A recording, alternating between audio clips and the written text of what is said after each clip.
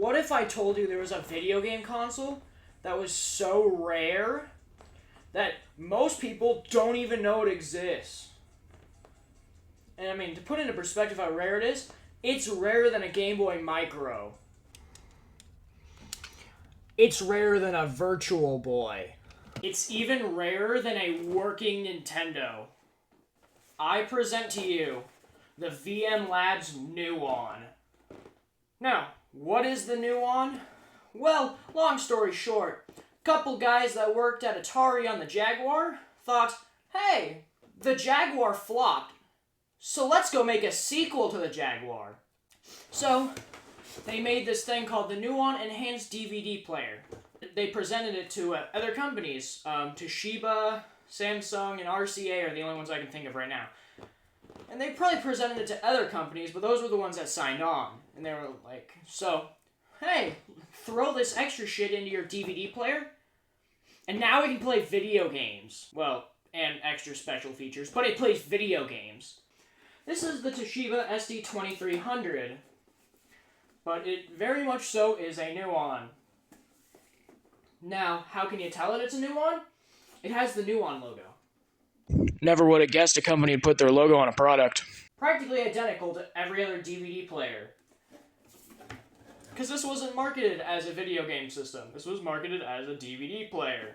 This thing had 7 video games. 8, technically, but that last one was released in South Korea, of all places. Well, every video game console needs a controller, and the NUON had some...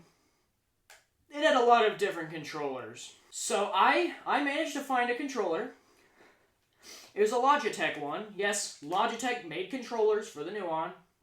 This is it right here. And, well, how is it? It's not terrible. It's far from great, but it's not terrible, I guess. I mean, it's not alright for how much these fucking things are going for on the internet right now. But, I mean, it's nothing special. Yeah, I can't believe I just called an extremely rare multi-$100 controller nothing special. Yeah. Yeah, these controllers are really rare and really expensive. There is a solution, though. There's a company called Songbird Productions. If you know anything about the NUON, you've probably heard of Songbird Productions. They make this thing called an Ares 64. And it has a NUON plug, but it adapts to an N64 controller. So you can play your NUON with an N64 controller. I don't have one because obviously I don't need one, but it's pretty cool. This is a NUON video game, and this is a PlayStation 2 video game for reference. So you got the banner that, has the name of the console versus the PS2, just so you can, it's a NUON. The spine, it says NUON on the top. This is Ballistic, obviously. And your back. Original NUON games came in these gold cases for whatever reason. And for Ballistic anyways, you don't get it manually, you just get this piece of paper, I guess. And voila! This is your Atari Jaguar 2 game. Let's play it.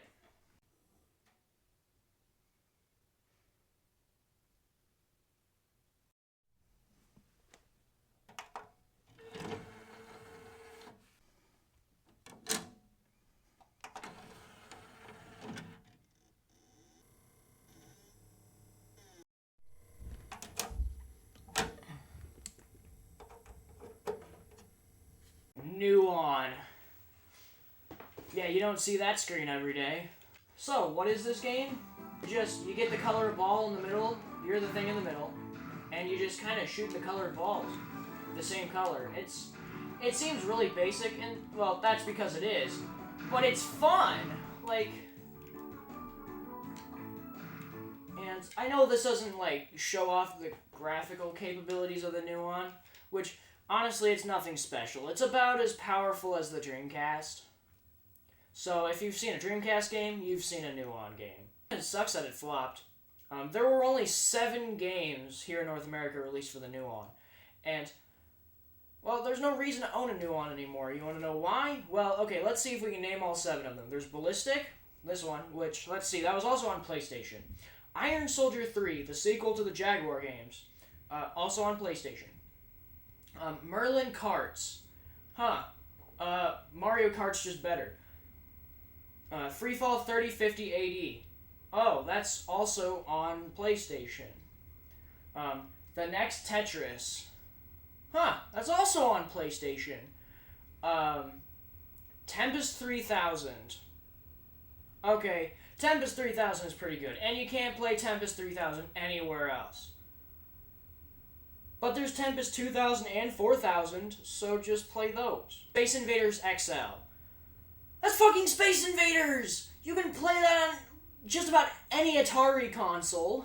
You could probably emulate it on any video game console, period, if you can hack it.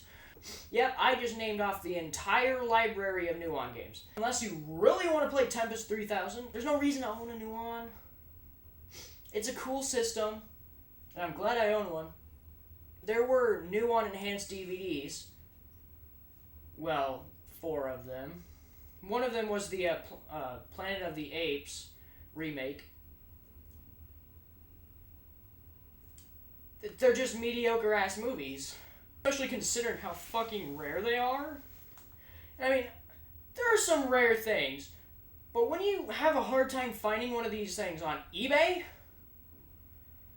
you know they're rare.